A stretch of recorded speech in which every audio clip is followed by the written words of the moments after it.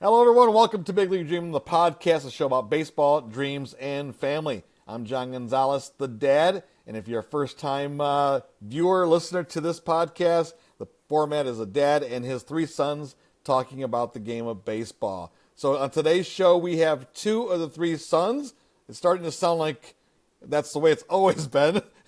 But the youngest son has been pretty busy. We'll talk about him in a second and why he's not able to join us in the podcast the last several weeks here, why he's been pretty busy. But let's introduce the two sons that are on the show. It is son number one. He's the oldest. He's the Mariners baseball fan based in Charlotte, North Carolina. It's Zach Gonzalez. Zach, how you doing? Yeah, I'm doing great. We definitely need to get little Zane on here, though, for sure, soon. Soon, yes, because there's a lot going on with baseball as we're getting ready for the postseason, and we'll definitely want to talk to him about his Red Sox.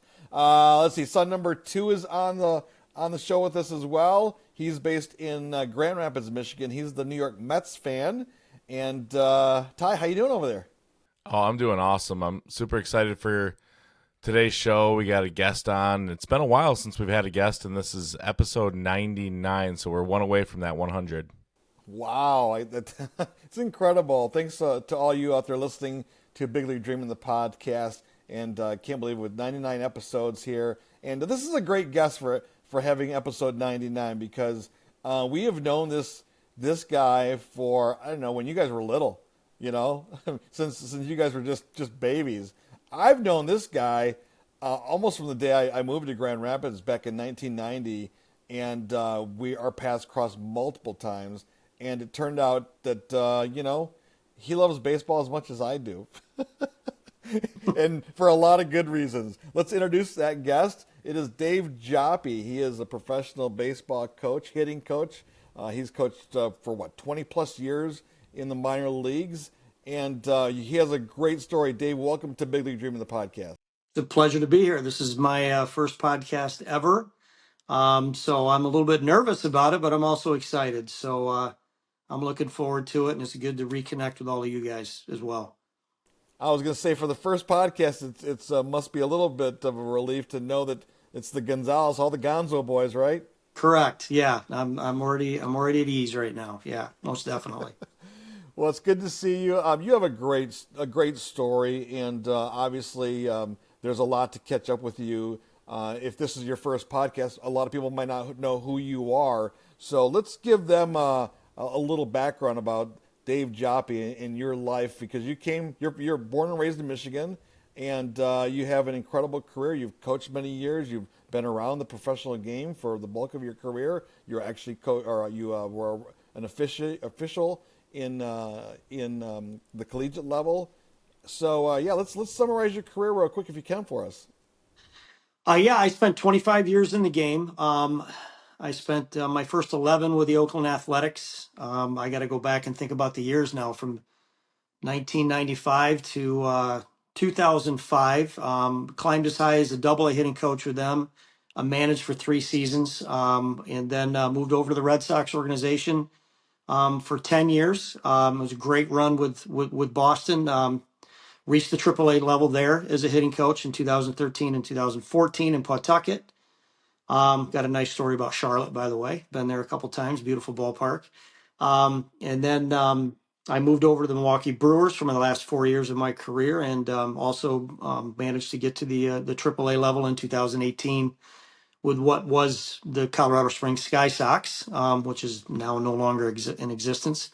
But then along with that, nice avocation I had on the side is I officiated 20 plus years of men's college basketball in the MIAA and the GLIAC and the WAC here in Michigan. So, you know, quite a busy period of my life, those 25 years when you throw basketball in there, as far as, going to spring training for 6 weeks, 140 games, playoffs, instructional league, and then come back home and then jump right onto the basketball floor. And then there was times where I'd work a game on a Saturday night in the MIAA championship game at Calvin, and then the next on Sunday morning I'm on a plane heading to Phoenix for spring training. So that was the life that I led for 25 plus years.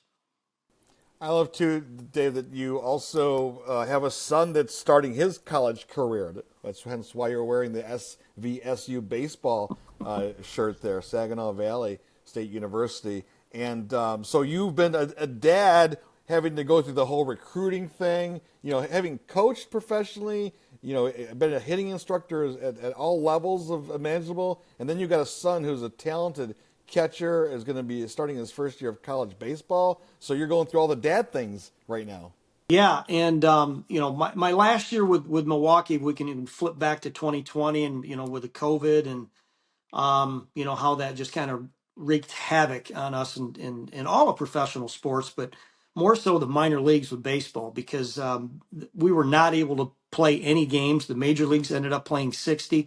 We were in limbo all year long. There was talk of people getting furloughed, and and there were some organizations that furloughed, minor league coaches, and it was a very trying time. But it allowed me to be home and be a dad, and that rolled into my son's freshman year of high school. And we transferred him from Granville High School, moved him over to East Kentwood, and it was a football move because was a pro style quarterback, and Granville runs the wing T. And but that fall, Major League Baseball took over the entity of what was minor league baseball on October 1st. And immediately they retracted all the short season A leagues, all the rookie ball leagues. Like 40 minor league teams were gone. Thousands of players got released. And I got a phone call from the Brewers and said, Jop, it's nothing you did. We just got to reduce staff and consolidate, and we're going to offer you severance. And but they say everything happens for a reason. I rolled into my son's freshman year of high school, and I've missed most of his life. I mean, I really have. I've missed baseball games and football games, and it was a blessing to be home and help him through this process once it got rolling, because originally it was football, and then things kind of changed gears 2 summers ago, where he really wanted to start focusing more on baseball. And I was able to be home to assist him with all of this, with the process with recruiting, but also with football and baseball, and going to camps and clinics and showcases and going all over the place and hopping on planes and flying down to Florida. And it was all for a reason, and I wouldn't change a bit of it. Coaching in the minor leagues and then coming back and doing all the refereeing stuff. I didn't realize you did all that. Was there ever a time where you're just like, man, I need like a break here? And then did you ever like get like a second to like take a break? And did that feel weird when you did get a break? No, it's just parlayed one right into another. And I really didn't get burnt out by any means. The travel obviously is very, very tough on both fronts, minor league baseball and buses, and, AAA you fly, but, that's commercial flights. And then even, officiating college basketball, especially the GLIAC back then, the conference was so huge. It was going from Michigan Tech to Northern Michigan, Lake Superior State, and then Gannon and Mercyhurst were in the conference way out in Erie, Pennsylvania. So you're taking off on a Wednesday night, Thursday morning, and officiating Thursday, and then you'd stay over, and then like up in the UP, you'd do Michigan Tech, and then stay in Marquette, and then do Northern Michigan on Saturday afternoon at 3 o'clock, and then 6, 7, 8 hours back home. It was a whirlwind tour with it, but there was a lot of camaraderie with the officials. We did make a lot of money, but it was an avocation. It really was. It kept you close to the game and kept you involved and kept you in shape. But it was just one season on to the next. I'd probably have to give more props to my wife than anybody else, because once I came back home, I messed up her routine and I was more in the way. And I could tell when I was starting to wear out my welcome, because she was going, "When's your report date for spring training again?" And I said, "Well, it's February 5th. He just dropped me off at the airport and kicked me out, But, that's who, behind the scenes, you got to have some support from the family, to have that type of lifestyle. I mean, everybody thinks it's, glamorous and, oh, you're in pro ball, and but it's a grind. I mean, a lot of people don't realize that, we have families as well on the backside. You're watching these guys on TV, and you're really not, you don't understand what goes on behind the curtain of professional baseball, where, you've got everybody in the front office, you've got people in player development like myself, you got people in the scouting department. It's such a triangle of people underneath to the what you see on TV every day. And it's like that with every organization, just loaded with people that are dedicated to the game and developing players. Well, Coach Joppie, I got plenty of minor league questions I want to ask you, but before we get too far removed from your son, I want to ask a mini scouting report on your son. Like my dad, I don't know much about him. My dad said he's a catcher. I mean, you're gonna give us the dad scouting report, right? Oh, he's the greatest, but Well, I want to know like I remember taking hitting lessons from you, Coach Joppie. Ty, you probably took a couple as well. Like what does little Joppie look like in the box? he reminds me a lot of Joe Mauer. I mean, he's very quiet, very simple, short to the ball. The thing that he does very well, even when he was younger, he's got a very, very good eye. He manages the strike zone really well. But his offensively, it's never been his strength. Hopefully the bat will develop as he gets bigger and stronger. I mean, he's 6'1", 205 right now. But and I'm not saying this because I'm his dad, but I do know what it looks like. And from a young age, defensively, it's legit. It really is. It's what it looks like. His receiving, his blocking, his footwork in exchange, and his throwing is, he throws 191 to 195 down there, and it's quick and it's very accurate. And he does a really good job of managing the game. I mean, handling pitching staffs and but he's very vanilla. He's very quiet. He's not a look at me type player. And he was the same way as a quarterback. You couldn't tell if he threw a pick six or a touchdown pass. I mean, he was, always his demeanor is very pro. I mean, it really is. He handles himself very well. He's totally opposite for me. It's a 180. I mean, I was a very emotional player and hung it out on my sleeve, and he's pretty calm, cool, collected, whether he's catching or he's playing quarterback. And but if that bat, he's a left-handed hitter, and being a left-handed hitting catcher, that's a precious commodity. And he's in a great situation up at Saginaw Valley. I don't know if you guys have been following what's going on there, but Adam Petrovich, who's now the new coach there, going into his third year. I mean, they were ranked as high as number 6 in the country last year in Division II in the coaches poll, and they won 41 games, and they lost 2 one-run games to University of Indianapolis to go to the World Series.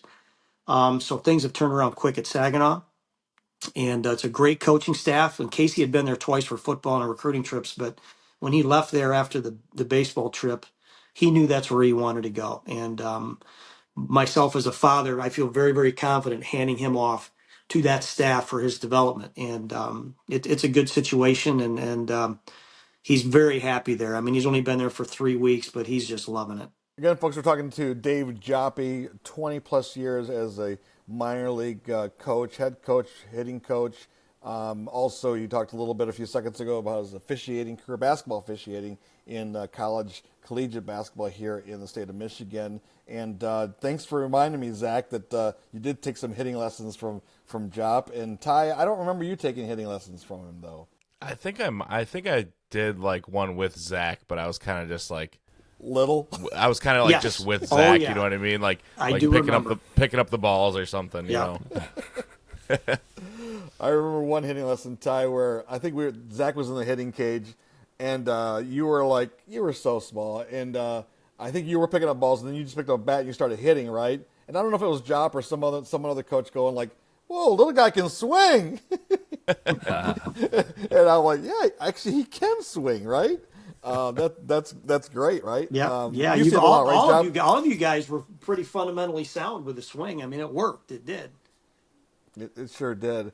Well, Zach, I'm gonna have you pause for a second on your minor league questions, and I can't wait to hear the Charlotte story from Coach Jop here in a second.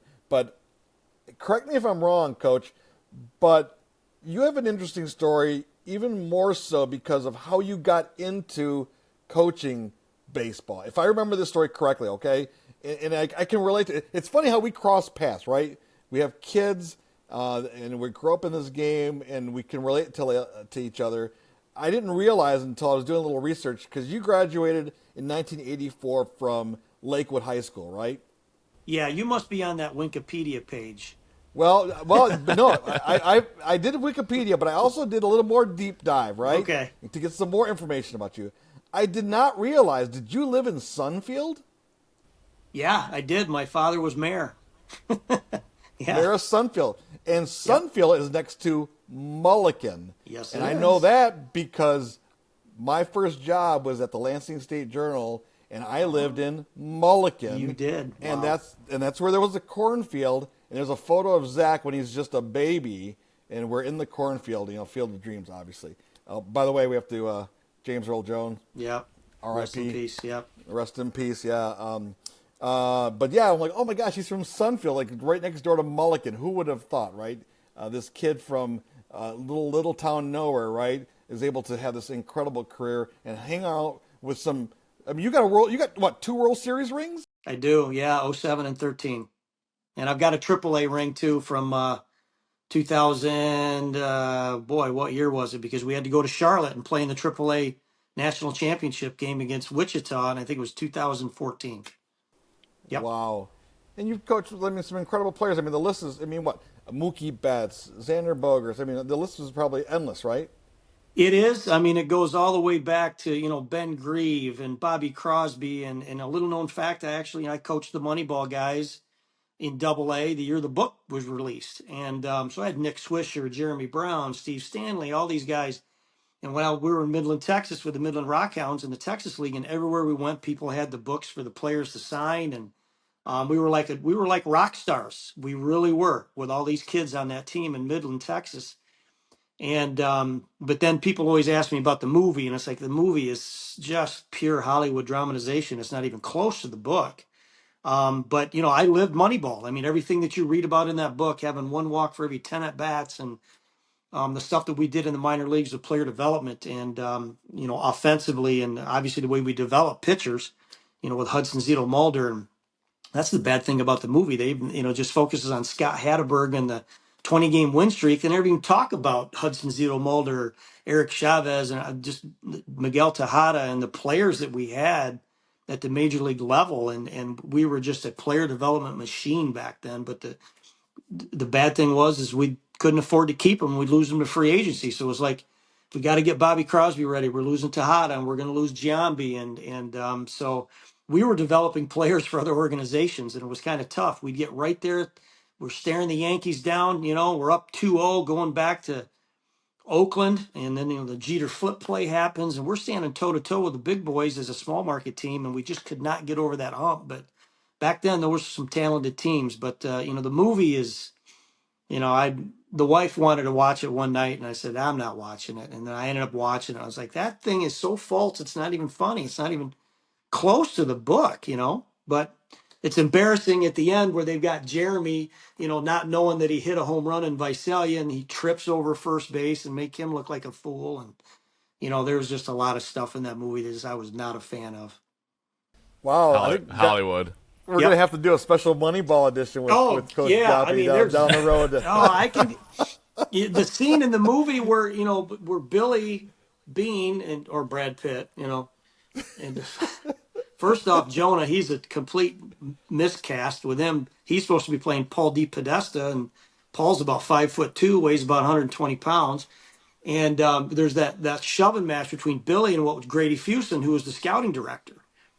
And that never happened, and Grady left to become the assistant GM with the Rangers. And I think if you go back and look into where Grady is now, he's back with the A's organization and baseball operations. I know he was pretty upset the way he was portrayed in the movie, but that exchange never happened between, Billy Bean and Grady Fuson, like in the movie. And so it's, and they didn't portray Art Howe in the best light either. And which really upset me, because I coached Art's kid Matt in 1999 in A-ball, and I tell you what, Art is the nicest guy you'd ever want to meet, and you're a very smart baseball man. And they made him look like a buffoon in that movie, and I didn't appreciate that either, knowing Art like I know Art.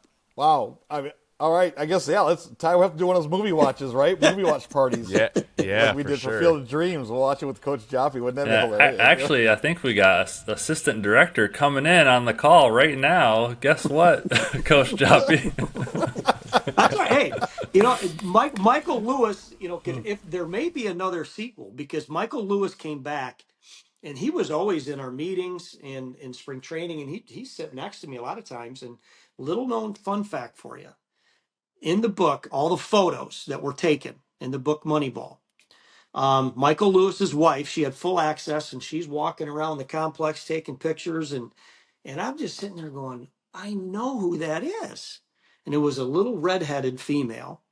And you two might not remember this, but if you knew anything about MTV, it was Tabitha Soren, who was one of the original VJs on MTV. That is Michael Lewis's wife, who took the pictures for the book Moneyball.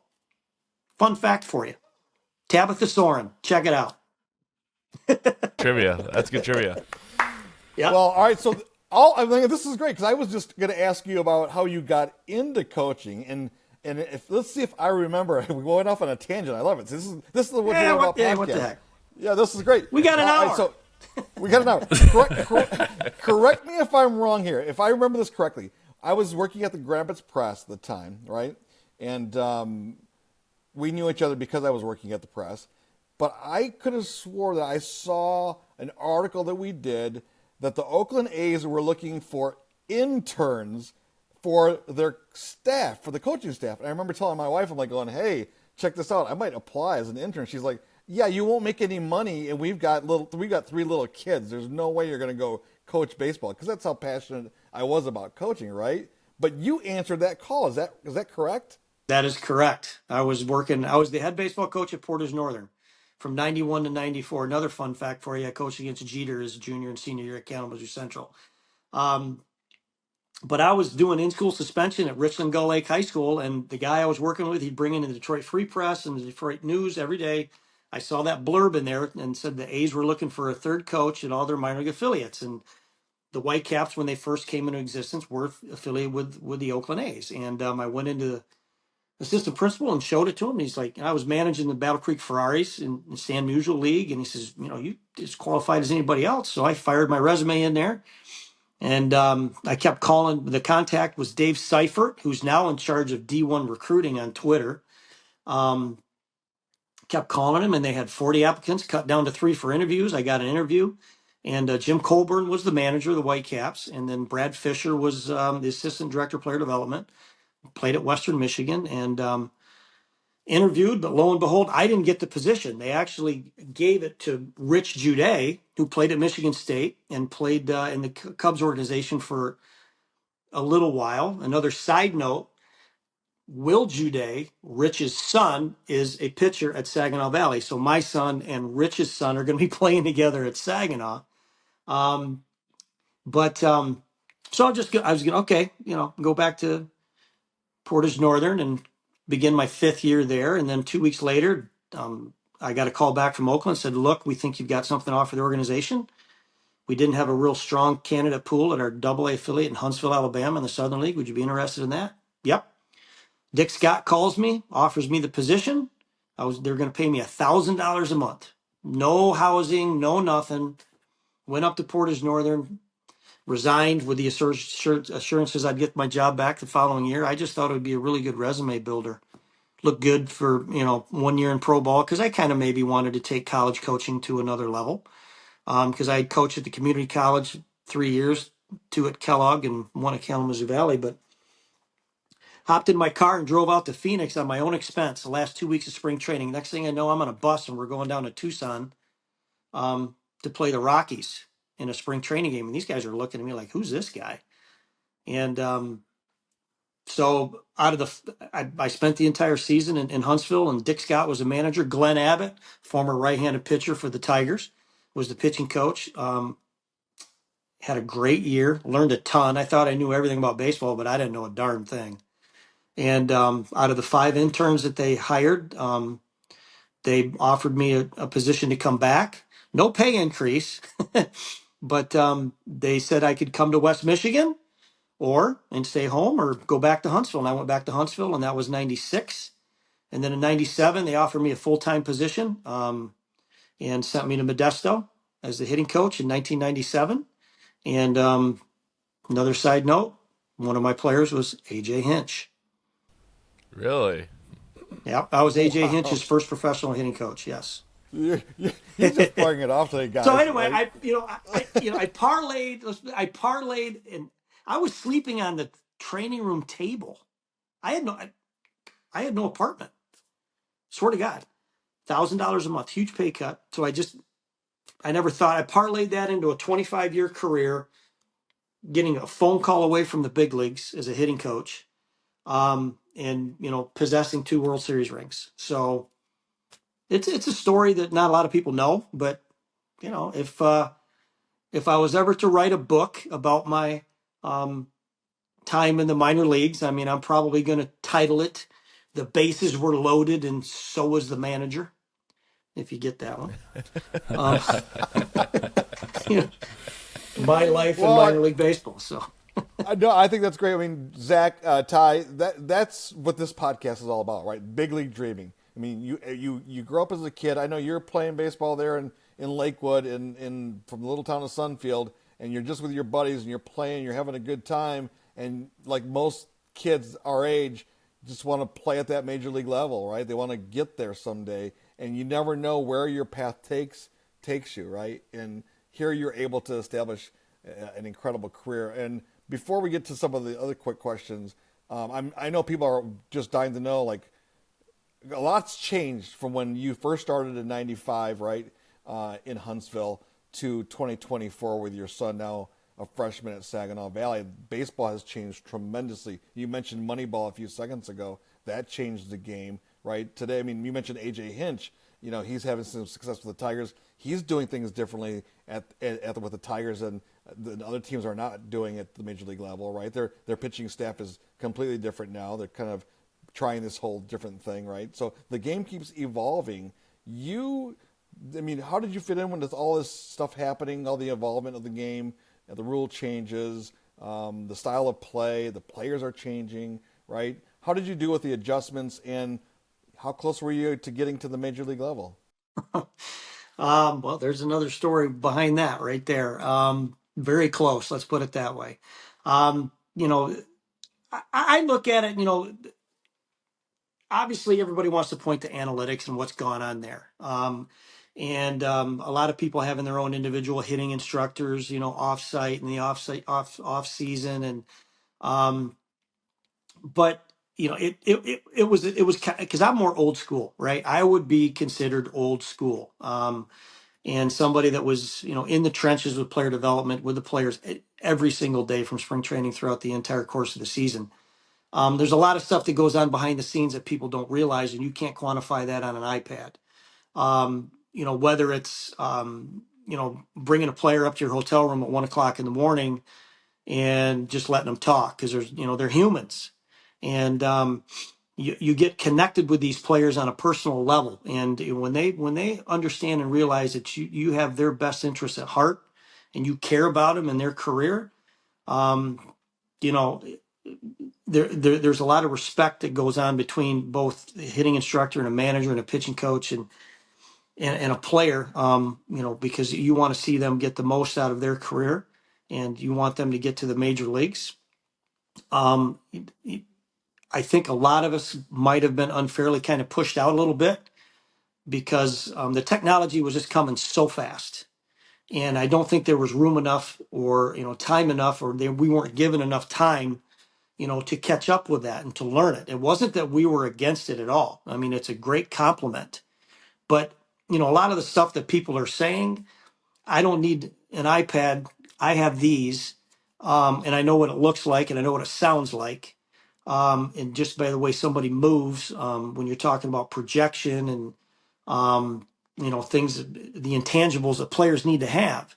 And, coaches are, and I get it, but it's all, blast and hit tracks and exit velocity and launch angle. And, uh, the thing that gets kind of frustrating has been lost is, what kind of an at bat do we need here in this situation? And you see a lot of guys up there, just 3 gigantic hacks with no adjustment whatsoever. Guys are hitting 210, 212, striking out 150 times, and batting average isn't valued anymore. It's about putting together good at bats, quality at bats. And what is the game asking me to do here? Do I need to move a runner here? And I see a lot of things in the game that are kind of frustrating as far as from the fundamental aspect, whether it's defense or base running. But getting back to the analytics part, again, the game is being played by humans. And the good managers, the old schooly managers, you look at what happened last year in the World Series. And I don't watch a lot of baseball anymore. I really don't. But you had two old school guys that had their fingers and their thumbs on the pulse of that ball club. And they called the shots by what was in here, by knowing their players and putting them in positions to succeed. Not what an algorithm told them to do in this situation. I think there's a little bit where the pendulum's going to start swinging back, because for the most part, at times the game just really isn't fun to watch anymore. You got the three true outcomes, and that's it. And everybody's trying to hit homers, and it's kind of frustrating to see what happens. And I'm not taking anything away from anybody that has made that adjustment, but it's kind of tough that a lot of guys like myself are on the outside looking in. I've been out of the game for 4 years, and my phone's not ringing. And and I know that I've got something to offer organizations just based on my experience and my passion for the game. And there's a lot of people out there like myself, but they're front officers are hiring guys out of Driveline that have or these other places that have no coaching experience whatsoever, and they're throwing them into a AAA situation. And that's a totally different ball of wax at AAA. It's a tough place to coach, because players are frustrated. They're not in the big leagues, and you're dealing with raw emotions there. And so, hopefully things kind of get back to normal a little bit here, but I don't know when. It's all going to have to come from the top down, and with a change in the front offices, kind of going back to a little bit more conventional way of playing the game. To kind of go along with what my dad asked, I mean, you've coached at all levels, from high school to single A to triple A to instructional league to Arizona Fall League, and there's so many differences with every single level. There's so many differences with every single league that's out there, how the league plays and things like that, and the travel, like you mentioned. But I wanted to ask you about hitting specifically. I guess, what was your favorite level to teach guys hitting? Was there a certain spot that you felt like you could connect with them a little bit better, or you just enjoyed coaching hitting at that specific level than other spots? Most definitely Double A. I had the opportunity to be in Portland, Maine for 6 seasons, and we ran a lot of good players through there. From Xander Bogaerts to Jackie Bradley Jr. to Mookie and that whole crew that won the World Series. And it's a level where the players, your prospects are there. The light is starting to go on, and there's a lot of talent on the field. There really is, and it's young talent, and it's exciting. A ball's fun because they're young and they're still a little bit, they're moldable. You can get them into routines and make some adjustments with them. But at the Double A level, they pretty much know what they're doing, and now it becomes more of what's going on up here. Well, that's going to be the separator, especially for a place like Boston. I always tell people not every player that plays professional baseball is cut out to have an LA, an NY, a B, or a P for Philadelphia on their hat. It's a different animal in those markets. And a lot of people that play the game disappear in those markets. The same thing could be held true for maybe the Chicago Cubs. There's a lot of pressure put on these players by the media, by the fans. There's always, because it's a large market. So that was one of the bigger things that we had to do with Boston, is prepare these guys for the major leagues and playing for the Boston Red Sox. So it's more of the mental aspect and dealing with the challenges of not just trying to perform in that market, but embracing those distractions. You take a player like a David Ortiz that embraced all of that, and he thrived off from that. But then, on the other hand, I saw another player, Carl Crawford, that had just absolutely crushed him when he came from Tampa. He did not perform well, and he fell victim to the entity of what is Boston, and it ate him up. It really did. But Double A is a great level. Triple A is tough because you got a mix of guys that are veterans. They've been to the big leagues. They're frustrated. They're not there. They didn't make it out of spring training, and then you got a few influx of some younger guys that are really excited to be there. It's a mix. Guys are at different stages of their careers. You got 33-year-olds and you got 23-year-olds. But the one consistent that can keep the thing going in a good direction is your staff, because they're the one constant. Your roster is constantly changing in AAA, like overnight. But the other levels, you're pretty much going to have the same guys for most of the season. But Double A by far was the funnest level to watch guys take off, and the next thing you know, they're playing on TV within the next year. Yeah, the turnover in Charlotte is just insane. Yeah. And I think this week, so I work part time for the Charlotte Knights up in the press box job. I'll do like the stats or the pitch clock or the scoreboard, and I feel like we bring in these relievers, and I'm like, when did we get this guy? Or like, oh, this guy's back down in Charlotte. I wonder what happened in Chicago. It's just crazy. Every single time there's new guys on that team. Yep, and a lot of it is the pitching, because like for us, being with Boston, the major league team is out on the West Coast and they got an extra inning game, and we're shipping players out at 4 or 5 o'clock in the morning, and then sometimes we don't get the fill guys from Double A, and we're going into games shorthanded, and because otherwise then they might fly somebody up from the spring training site just to help fill. But then, they're there for a couple days and throw a couple innings and they're right back in Pawtucket. Um, Actually, it's Worcester now, I guess. But you're correct on that dynamic of that AAA clubhouse. It changes all the time. The cities you mentioned are tough cities to play in: Boston, New York, Chicago. When you're in Double A, like, how do you even like start to prepare those guys for that? Like, hey, you're going to be a Boston Red Sox. You're going to be in Fenway Park. Like, what are some of those conversations like? Well, you bring to their attention, number one, how they act, on the field and coming off the field and even in the dugout. A lot of conversations were, from myself to a hitting coach, or as a hitting coach to a player, where you've got to be very aware of how you handle yourself in here, because there's going to be a camera at that end of the dugout. There's going to be one right there, and the center field camera was going to follow you all the way back to the dugout. And you're constantly under the microscope. The one thing I will say about Boston, and they do a great job of preparing those players for that. They'll bring the players in the winter, get them acclimated to Fenway Park and everything that goes on around there on a daily basis, on what their routine might be. But in being in Portland and also then being in Pawtucket, which is now Worcester, Red Sox Nation is very strong and it's big, and they know who the players are, so they get used to that. Attention at a young age in that organization. So it's not foreign to them. They know what they're getting into. They know the expectations. It was an exciting time during the trade deadline, because if Boston's in the hunt, we know they're going for it, and some players may be getting traded. And the kids knew that. But it's just a constant conversation about just the distractions, and calling to their attention about how to handle themselves like a professional, because of the market that you do play in. So there was a lot of coaching and a lot of tough conversations in cages. The next day after a game, when somebody doesn't act the right way or does something unprofessional on the field, and you know you, you're here in Portland, and after the game you got maybe one or maybe two reporters at your locker because you messed up a ball in the outfield. But next year you could have 40 around your locker asking you these tough questions, and you're going to have to answer them.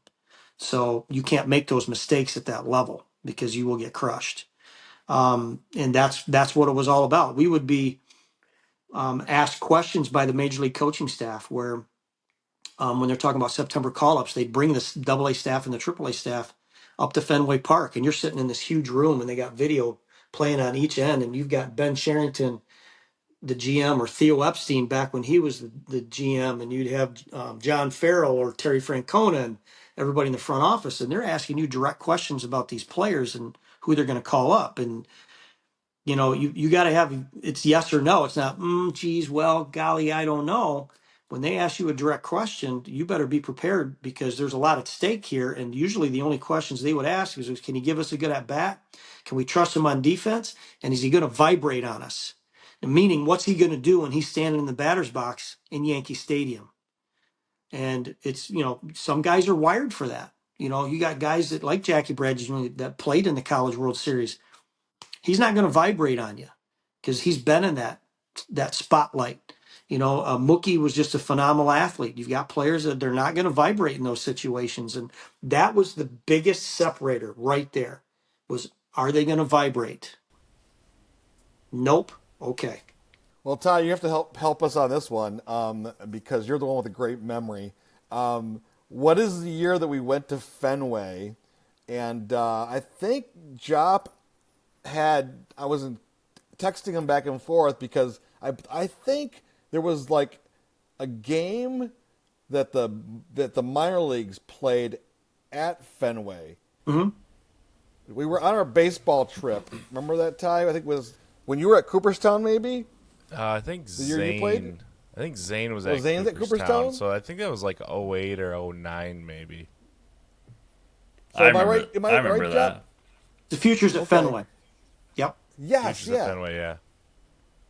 What was that game like? Uh, well, I've got a picture over here with Casey when he was about 2 in front of the dugout running around on the warning track at Fenway Park. To be in that environment, and they would lower the ticket prices for the fans, and there'd be 25,000 people there to watch Portland and Pawtucket play in a doubleheader. And it was, and again, it's a great opportunity to showcase the players that you're going to be seeing here in a couple of years, Red Sox Nation, but also to get them on that field, and get them acclimated, to that environment. But when you're standing down on the field, it looks like you could reach out and touch the green monster. I mean, it's huge. But it was a big thrill, for the players, but for us as coaches as well to be there and be in the dugout. Because again, as a coach, you want to get there too some days. And some of us came up a little bit short, but I can say that I have been in Fenway Park, and I've also been in, I call it Miller Park now. I don't even know what it's called now, First American Ballpark in Milwaukee. But we did the same thing with the Brewers. We played a minor league game at Miller Park, which is, great for the kids. So that stadium isn't foreign to them. I mean, because, a lot of your minor league stadiums now, especially at the higher levels, I mean, they're big stadiums, but I tell you what, the major league stadium has got that third deck, and that's what can get you. Dad, I remember going to that Futures at Fenway game because we didn't really know about it, and then we're like, oh, what is this? And we went, and it was awesome. And then we went to the Tigers Red Sox game the following night. But I remember me, Ty, and Zane just like walking around because, like Jop said, there's only 10 to 20,000 people there, and usually when you go to Fenway, it's like packed and you can't even move around. And we were just walking all over the place, just like opening doors, like, oh, this is a suite, let's go in here, and like just kind of going all over the place. Yeah, it was a yeah, good. that was It's cool. a good event for just regular baseball fans because let's face it, a lot of people, a family of 4, really can't afford to go to a Major League Baseball game, and it is expensive. And it was just, I think they lowered the concession prices, for those events, and it was just a great family day, for Boston Red Sox fans to be able to come out and experience Fenway Park, kind of in a closer setting. Was the big league Fenway Park, but it felt like you could just go wherever, like a minor league game too. It Yep. was just really, really cool. That was Yeah, intentional. I believe we were able to say hello to you because I remember going over to the dugout and just saying, "Hey, Joppie," like whatever, and you're like, "Hey, how's it going?" I didn't call for security. I didn't have security come down and Get these get these guys Michiganders out of here. But I love too. I mean, the reason we have a long history with you too is you spent a lot of years coaching in the Midwest League too, right? I mean, here you were, right, in Grand Rapids, and all of a sudden you're coming in from Kane County or Wisconsin. You're coaching for them, right? Yeah, Kane County Cougars, the evil empire. Oh yeah, yeah. We had a chance to win a Midwest League championship in my own backyard in 2004, and I'll be darned, Matt Walbeck and the Whitecaps got us in Game 5. But that's a great place out there too. I mean, Jim Jarecki has just done it. He's one of the best in the game out there. I mean, what a great family environment out there for the Whitecaps games. I mean, it's just awesome what they do out there. All right, Zach, I guess we got to hear about what happened in Charlotte. Yeah, I need to hear this story. Well, I don't know so much about a story. I mean, it was, I think, Ah, no, no, not, I mean, it's a beautiful, beautiful ballpark. And I think the first year when it opened was when we played there. We come in and play them normally during the season, but then we ended up winning the International League Championship that year, knocking off the Durham Bulls. And then the Wichita Storm Chasers come in from the Pacific Coast League, and we end up meeting up in Charlotte. Um, when the only thing that I do remember was I got it, and this is why my son is a Panther fan, by the way. There was the first NFL preseason game was going to be played, and it was the Buffalo Bills at the Panthers, and they ended up moving the start time up from the Charlotte game up to a day game, and then I ended up getting tickets from somebody in the front office with Charlotte with the Knights, and I was down on the field FaceTiming Casey, and they were he fell in love with the Panthers. He's got a big like fat head Carolina Panthers thing on his bedroom wall still. So that's where that came from. But hopefully yeah, he hangs in there for this season because it's going to be a tough one for the Panthers. yeah, he was. I think that was it the same year they went to the Super Bowl when he's either 13 or 14. And then Yeah, oh, yeah, he was crushed when they lost in the Super Bowl. Yeah, he was. In fact, Cam Newton is up on his wall still. Yeah, so I guess that's my story about Charlotte. But what a beautiful ballpark! What a nice place down there. I yeah, mean, you're yeah, sitting in the dugout or you're behind home plate and just the skyline at night with the night games and how it's the buildings and everything. It's just a beautiful, beautiful venue. So not a yeah. bad place to go to work every day. Uptown is growing too, so they've even added more buildings around in that area. So more apartments and things like that. Yeah, we all know how spoiled we are to go into that press box for games. So that's pretty cool. Yes, it is. All right, guys. Well, let's respect Mr. Joppie's time, Coach. And you any last questions from either one of you? I just love listening to you talk and hearing your stories. So I just want to say thanks again for joining the episode today. Well, I'm looking at this clock on here and it says I'm like 48 minutes. We've been talking already. It's like wow. You got to do some serious editing on this. By the way, you got to cut all this stuff down and fit it inside of an hour. I know it feels like we just started. It does. I can't do it. Flew by. What words of advice? Because your son, obviously has a lot of talent, and you're right. The Saginaw Valley, it's a great program, and they're on the uprise right now. And obviously, you wouldn't turn them over to any program, so they got to be doing the right things over there. But just to get up one rung in professional baseball, you being able to make your high school team, then being able to play collegiate, then being able to maybe get drafted. I mean, right? You know the progression of how this goes. What words of encouragement or inspiration can you give to young players out there that have that dream? They want to play at they want to be Mookie Betts. They want to play at Fenway, and it's got to start when they're young. What can you tell them to keep them persevering and keep working? Because it is, in the bottom line, in my opinion, two things: talent and work. Correct. It's chase your dream. The one thing that I had always told my son, even from a young age, that you are in charge of your career. Not a high school coach, not a travel ball coach, not a little league coach. You're in charge of your career, and you're going to take it as far as that. And I've got a little bit different perspective at some things because a lot of players, for me, especially at the younger levels, have been kind of lied to a little bit, and as far as what coaches and what scouts are looking for, because it's all about again spin rate and exit velocity and all of these metrics, and those are fine and dandy, but college coaches have got to trust you um, because their butt's on the line too. How is this kid going to come in and help me win a ball game? Um, so everybody says hard work, hard work, hard work. Well, just about everybody can do that, but they talk about the 5 tools, but there's a 6th tool that nobody really talks about, and that's how you're wired. And that goes back to how you're going to handle adversity as an athlete, specifically a baseball player. And the other thing is, you hear that you play for the name on the front. I don't believe in that. Do you want to know why? Because this changes. This has said Boston, Milwaukee, Oakland. God knows how many minor league teams have been on my chest.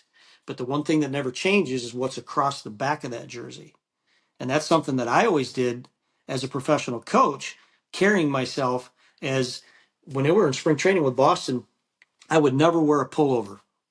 I wanted my name to be seen in spring training with all those thousands of people there, because I knew that I represented Lakewood High School. I represented Aquinas College. I represented Elite. I represented my family, and that's something I always instilled in my son. That now you represent East Kentwood High School. You represent Saginaw Valley. You know, when he played in the high school all-star game at Comerica Park this year, what a huge honor. But that's the way he's always approached things. And it's like, don't ever do anything on the field that would embarrass that name on the back of your jersey. And he's lived by that. And it's all about perception. You know, do you pass the eye test as a player? There's a lot of players out there that are very talented tool-wise, but they can't play the game. And just that baseball IQ, the baseball IQ, and they don't get it from playing MLB The Show. And you know, they don't get it watching these quick little snippets on ESPN or Baseball Tonight. You got to watch the game. I don't think they do that enough anymore. But learn the game. You know, have high baseball IQ, and again, pay attention to how you handle yourself. You know, again, my son's not a look at me type guy. He's not flashy, but I see catchers now go out there and travel ball with that rag in the back of their pocket, and they got all this flash and 18 pieces of equipment. They got elbow guards and shin guards and everything else, and the kid's throwing 72 miles an hour. So why do you need an elbow guard? You know, it's like, it's all fluff. It's all flash. You know, like I said, you asked me who I thought my son resembled, and Joe Mauer. You know, he was just a professional baseball player. And there's not enough of those really so much anymore. But that's what I would have them aspire to be, is just, you know, act like a pro. And again, because it's all going to come down to how you're perceived by some coaches. All right. Coach Joppie, thanks for joining us here on Big League Dreaming, the podcast. It's been a lot of fun having you. Folks, make sure to check out his review of Moneyball coming up on the next episode of Big League Dreaming, the podcast. Edit that out. No, that is gold. That is gold. We can't wait to have you on the show again. We definitely we're going to have you back pretty soon. I took up the whole hour. You guys still got to talk about baseball. You haven't even done any of that. Like you said, you were going to talk about the playoffs and stuff. You've done none of that. Well, it was just, yeah. Well, okay. Well, the Tigers have a chance. How about that? Slight chance. Hey, AJ is the smartest player that I ever had. I will tell you that. Stanford grad. Really? Just Stanford grad. Come on. But he was a very intelligent player, even in A-ball. Oh yeah. All right, Ty. Tell people where they can get more information about Big League Dreaming, the podcast. Yeah, you can follow us on X, formerly known as Twitter, at BLDPod. That's at BLDPOD. We're on TikTok at Big League Dreaming. Big League Dreaming, the podcast, wherever you listen to your podcasts, Spotify, Apple Podcasts, and, of course, here on YouTube every Saturday at 9 a.m. Thanks again, Coach Jopp.